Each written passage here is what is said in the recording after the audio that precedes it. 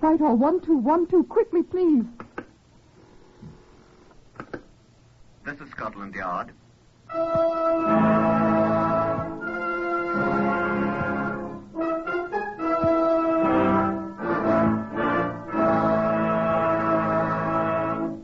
For the first time in history, Scotland Yard opens its secret files to bring you the authentic, true stories of some of its most baffling cases. These are the true stories, the unvarnished facts, just as they occurred, reenacted for you by an all-British cast. Only the names of the participants have for obvious reasons been changed. The stories are presented with the full cooperation of Scotland Yard. Research on Whitehall 1212 is prepared by Percy Hoskins, chief crime reporter of the London Daily Express. The stories for radio are written and directed by Wyllis Cooper. Here are the participants in Scotland Yard case number 505MR074. Donald Sims, the cabinet maker. I have some theories. Albert George Corcoran, the man who owned a gun. I tried to get it back from him. Patricia Emmons, who married a stranger. To my sorrow. Chief Inspector Grant McCrimmon of Scotland Yard. I think that Chief Superintendent John Davidson has it here in the Black Museum. The one bit of evidence upon which the whole case turned. Shall we go inside and ask him to show it to us? Come on in. Oh, it's not half as gruesome in here as people would have you believe, so don't be squeamish. Good afternoon, Meg. This is Chief Superintendent John Davidson, ladies and gentlemen. How do you do? I expect you're glad to see that this is not a chamber of horrors, as it is sometimes represented, and that I'm not a monster. This Black Museum, as we call it, is merely a repository for items that have figured in crimes of various sorts. It's regrettable that so many of those crimes were murder. These things are here for a purpose. It's a curious fact that criminals are seldom original in their approach. Here are informative, tangible objects that are often of enormous help to us. Hence, for your information, the Black Museum. Now, I think Chief Inspector McCrimmon here wants you to see what we have on our case 505MR074. And here it is. A brass cartridge case from a Browning automatic pistol. You'll note it still has traces of a sticky tape on it. And some photomicrographs of this case and of another similar one. That's all there is, Meg. Well, they were quite adequate, John. Yeah, they earned the hangman another £10. I was quite astonished when I received the call. Chief Inspector McCrimmon here. His Majesty will speak to you, sir. His Majesty? Say, who is this? My name is George, sir. Well, I say, sir, I mean... I am not the King of England, Chief Inspector, although my name is George also. Oh. I have been exiled from my own country for some years. I have been in residence in London, however, for some time. Yes, sir, Your Majesty. I have just taken a house in Belgravia. Oh, now I know who you are, sir. You're King George of... Precisely. Look here, Chief Inspector. I went around to my new place this morning. Yes, sir. And I was unable to get in. Oh, some of your enemies, sir? From your own country? Oh, I'll have special branch get onto it at once. No, it's not that at all. I am locked out. I don't quite understand, sir, Your Majesty. I can't get in. Oh, you mean there's no one in the house, sir? My housekeeper, Miss Jessica Holmby, has been staying there alone, but she doesn't seem to be there. I'm a little alarmed. Your Majesty, do you suspect she I has... have no cause to suspect her of anything beyond the fact that she seems to be missing. But I'm a little uneasy about trying to enter. Bombs? I have many enemies, Chief Inspector. And Scotland Yard men are expendable, are they not, sir? Well, I'll investigate at once, Your Majesty. The address is... Thank you. Aye, we know the place, sir. Preliminary report of Chief Inspector McCrimmon's investigation, dictated by himself to Miss Sheila O'Malley, Scotland Yard stenographer. A careful search of 4 of the ground room floors failed to disclose the presence of anything resembling a bomb of any sort. But upon entering the quarters assigned to the housekeeper, Miss Jessica Holmby, an important discovery was made. The body of Miss Holmby, aged 41, was found seated in an armchair opposite the door. She had been shot in the head. The body was identified by the King's Equerry, Monsieur Langlois, who accompanied us. Item, a brass cartridge case, apparently from a Browning automatic pistol, caliber 38, was found on the floor near the door, thus establishing the probable position of the killer when the shot was fired. Signed, Grant McKimmon, Chief Inspector, CID. There was but one other possible clue. The torn corner of a card which was found in the corner of the room. There was nothing in the room of our housekeeper's belongings that it might have been torn from. We kept it. Sergeant Peter Monk, who had been assigned to the case with me, presented the most immediately useful clue. I just thought it might be worthwhile, Chief Inspector, to have a look in the mailbox. I was lucky. Well, let's see it, Peter. Postmark Brighton. Well, she'll never open it. My darling Jessica, won't you please write me or telephone me here? I've been trying to reach you by telephone for 2 days, but there is no answer. I am frantic. All my love, Poopsie. Poopsie? Oh, what a frightful name. You suppose it's a man? A pet name, no doubt. It's revolting. When was it mailed? The day before you found her.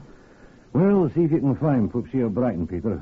Perhaps he or it can talk as well as he can write. Quite a job, sir. But I don't want you going up and down Brighton front crying, Poopsie, Poopsie. People will follow you with a butterfly net. I was thinking of that, sir. Telephone Jessica's sister in Kensington. She's probably heard of him. Yes, sir.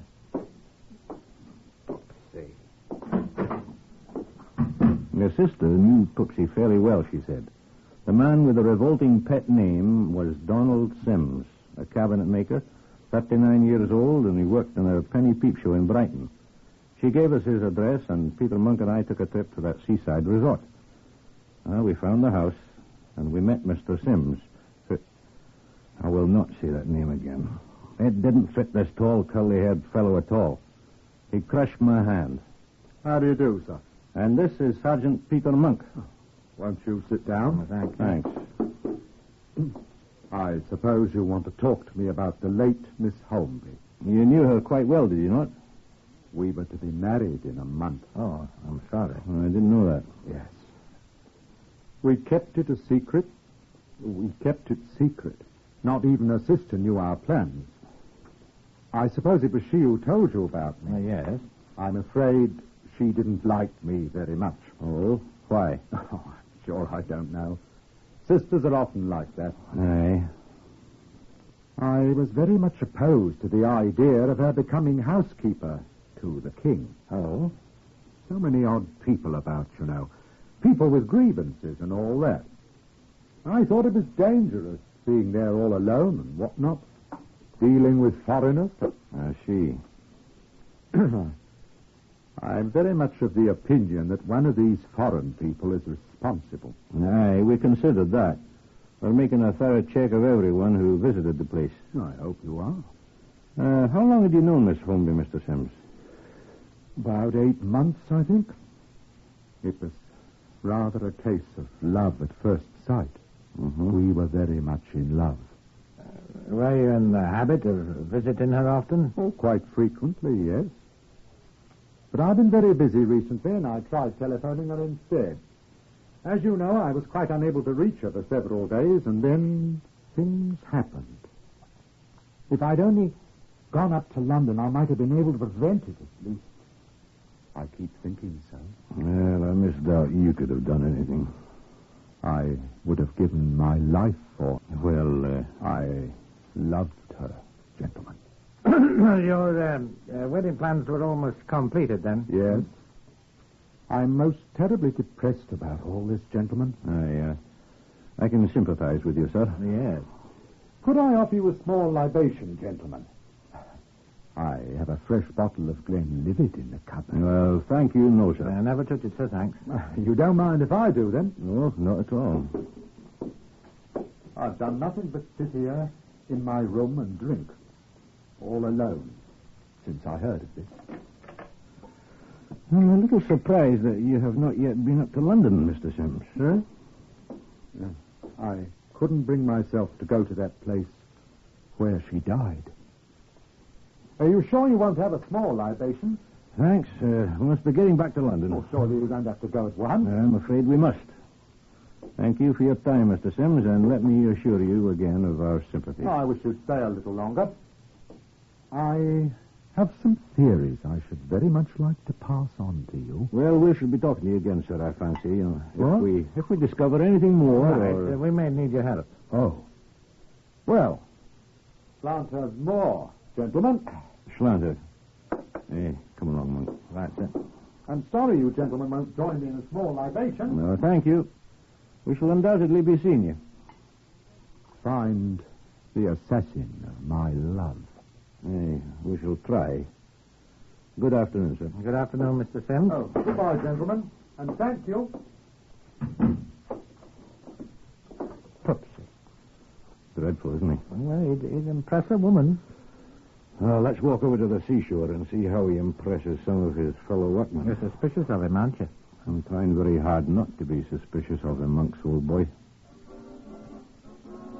We tramped along Brighton front with the din of the dance band in our ears for a good while before we came across anyone who knew Sims well enough to discuss him with us.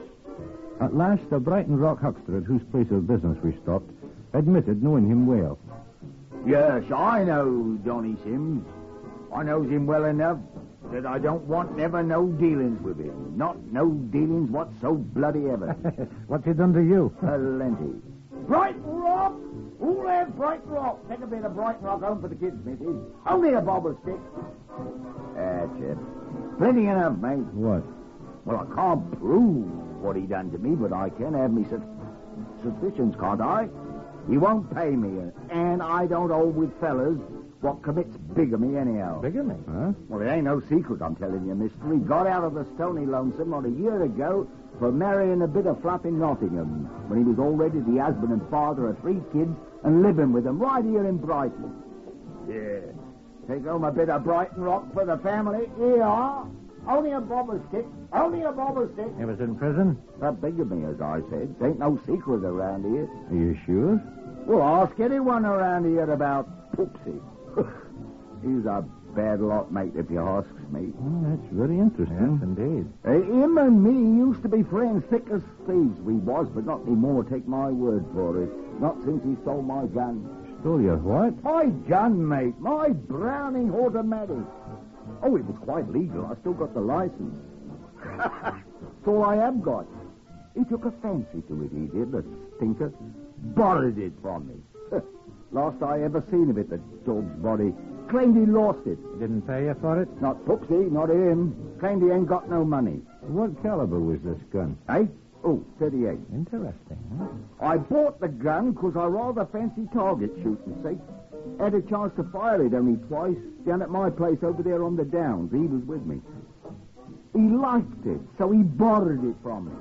Last I sees of the thing, I bet he still got it somewhere, hoping to sell it. My gun. Well, thanks very much, Mr. Corcoran, sir. Albert George Corcoran, later the Loyal Regiment, now reduced to selling Brighton bloody rotten, starving to bleeding death. Well, I'll take a stick, Corcoran.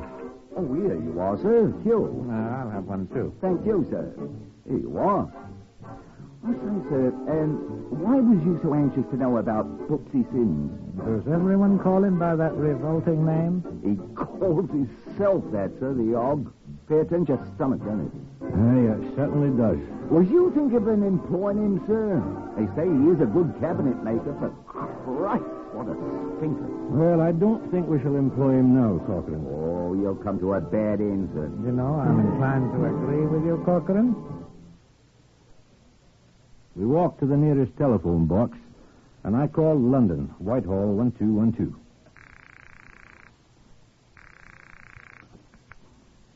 This is Scotland Yard. The Criminal Records Office, please.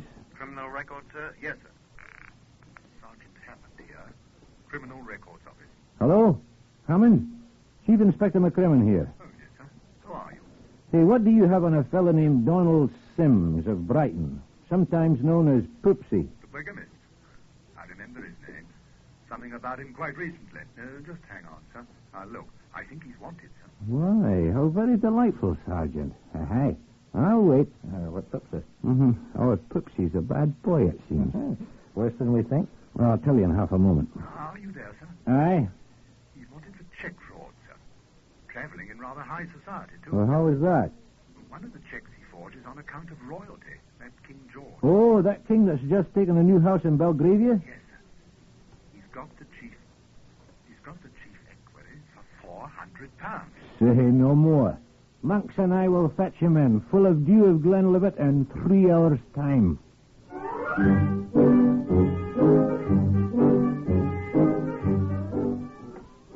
Accompanied by a slightly sozzled Poopsie, Monks and I returned to London and deposited him for safekeeping on a charge of fraud.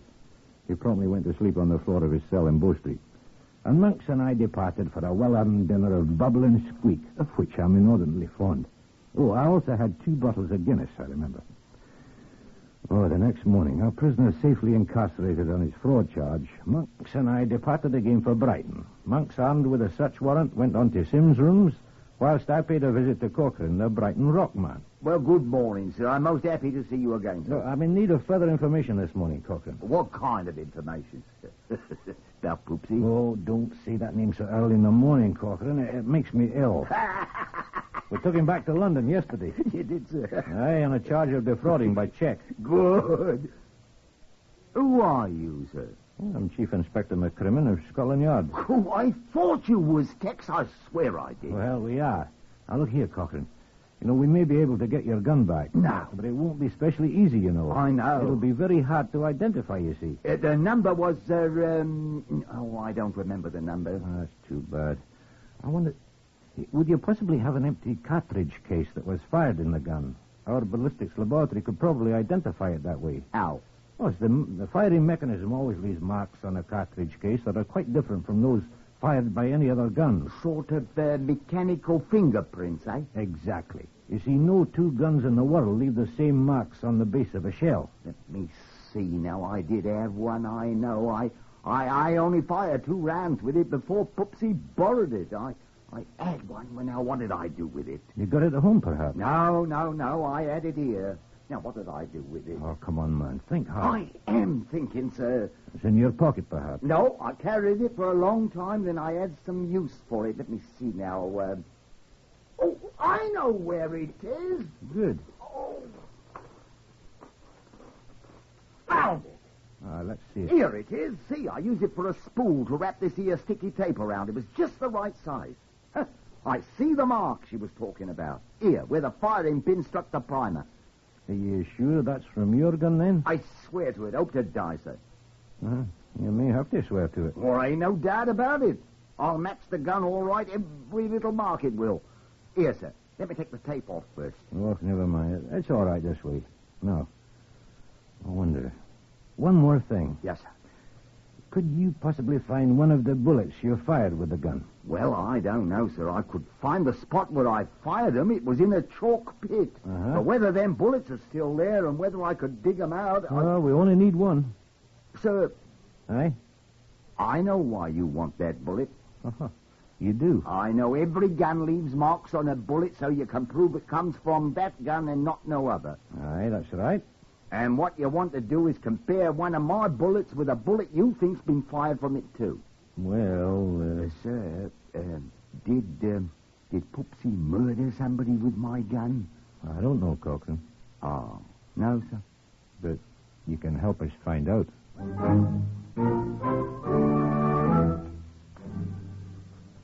Sergeant Monk's painstaking search of Sim's rooms failed to discover the missing burning pistol.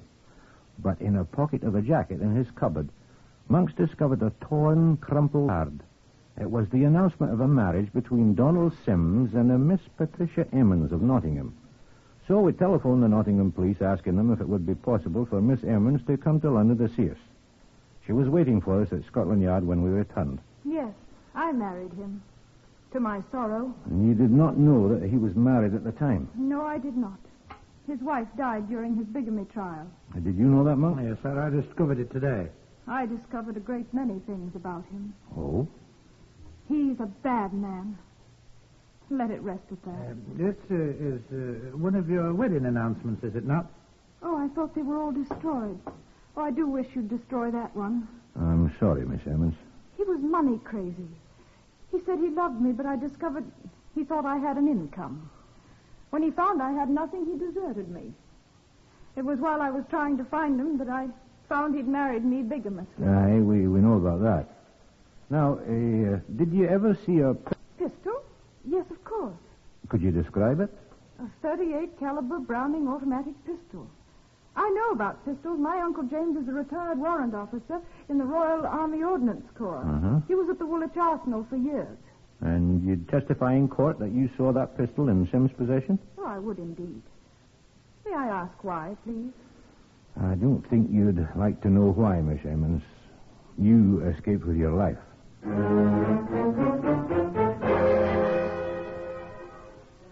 The cartridge case that Cochrane had given me, the one that you saw in the Black Museum with the remains of sticky tape still on it, had been sent to the Ballistics laboratory when we returned to Brighton. Kenneth Ogilvy, the technician, telephoned me asking me to come up, which I did, and he sat me down before a binocular microscope. I hope your eyes are normal, Chief Inspector. I've adjusted the eyepiece to mine. Oh, I'm 20/20. Good. Now, this is a comparison microscope, Here on this side. Huh? No, don't look in the eyepiece yet. Oh. This one is the cartridge found at the King's house for the victim. Aye. And over here is the one you got with the tape on it. Aye. Now, look. You see? Just let me turn it a wee bit. How the mark of the firing pin is exactly the same on both shells. Aye. And the tiny scratches at the upper right. Aye, and these down here at the bottom, too. The ones that look like an H. Yeah, that's right. Yeah. I'd say they're from the same gun, all right. But will it convince a jury? Don't worry about that, sir. When we get our photomicrographs prepared and labeled... Oh, if we only had the gun. I think it only fair to warn you in advance, sir. A jury can believe just so much. But if they can't see the gun, only the cartridge case and the bullets that match the missing gun. Oh, if we're in worse shape than I thought. What can I do? Sir, as one good Scots Presbyterian to another, have you tried prayer?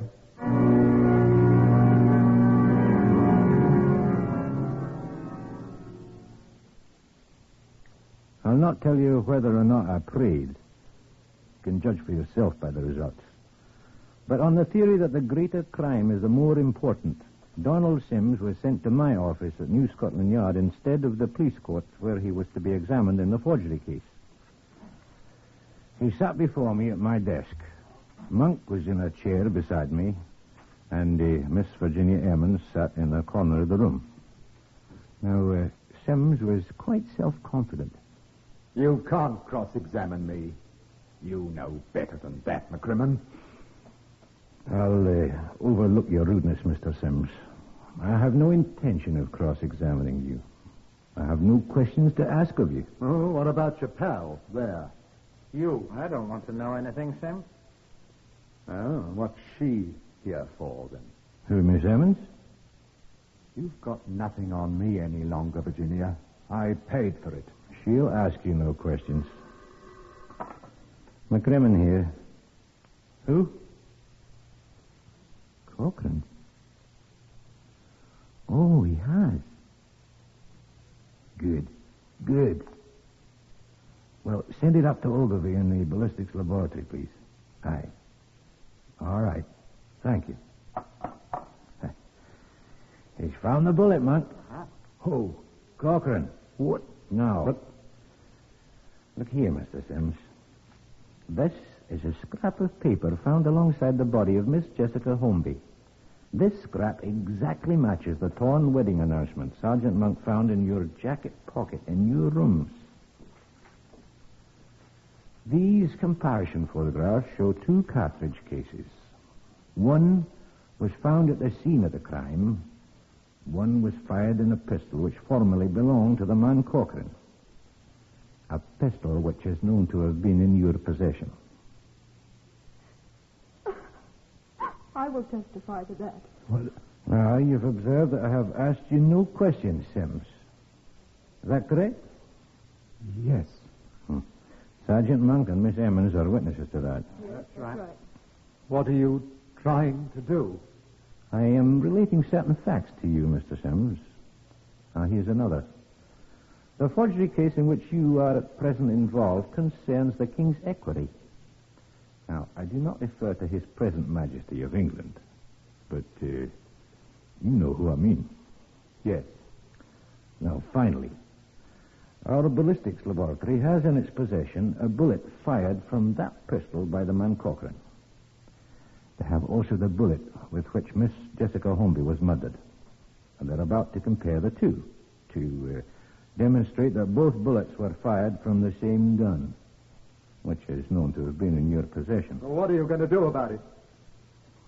I'm going to do exactly what you expect me to do.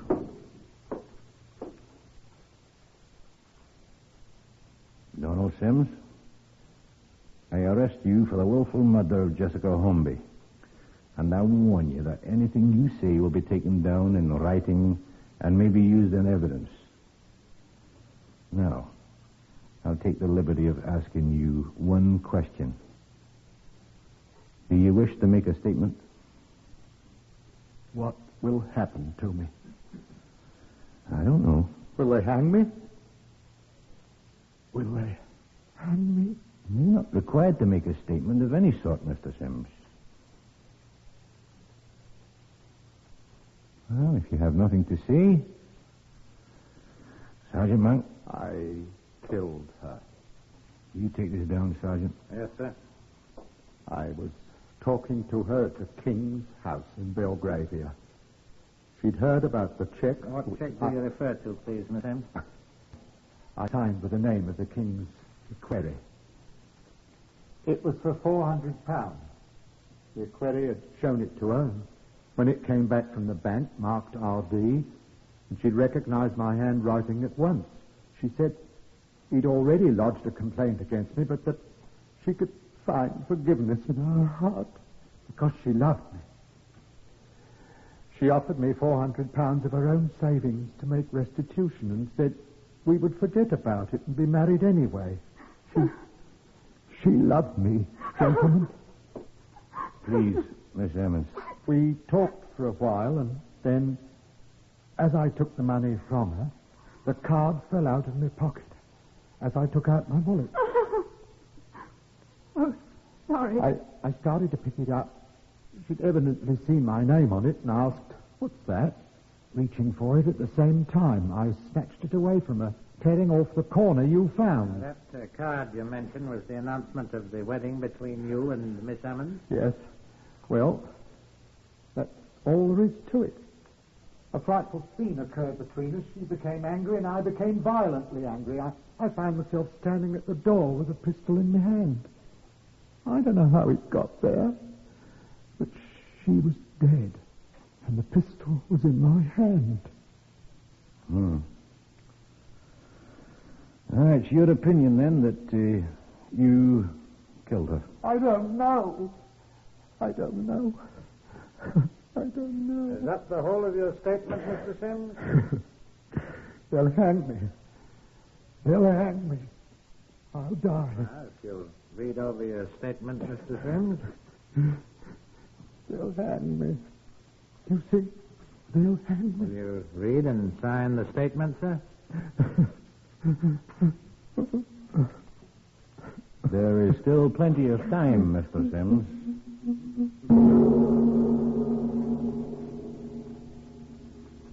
Time ran out on Donald Sims.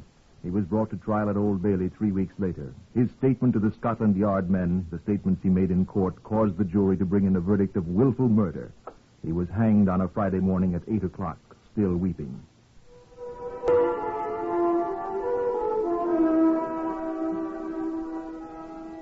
You have heard the ninth in the series Whitehall 1212, adapted from the official files of Scotland Yard.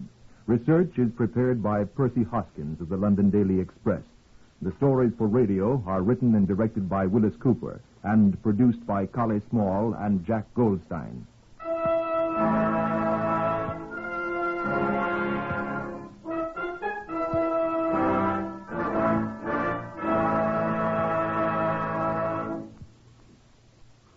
Three chimes mean good times on NBC. Today...